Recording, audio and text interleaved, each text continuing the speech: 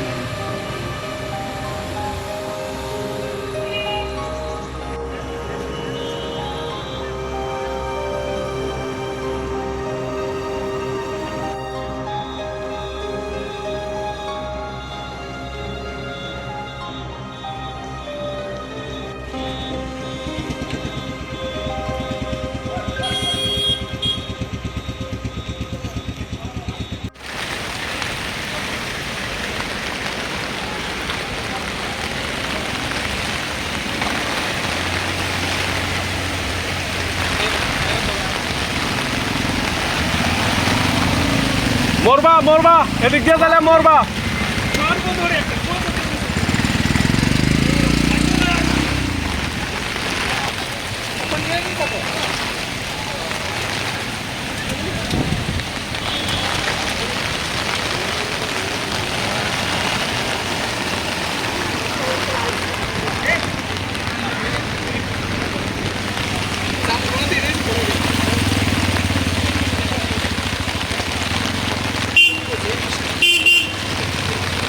কি মনে হচ্ছে এটা কি স্মার্ট সিটি?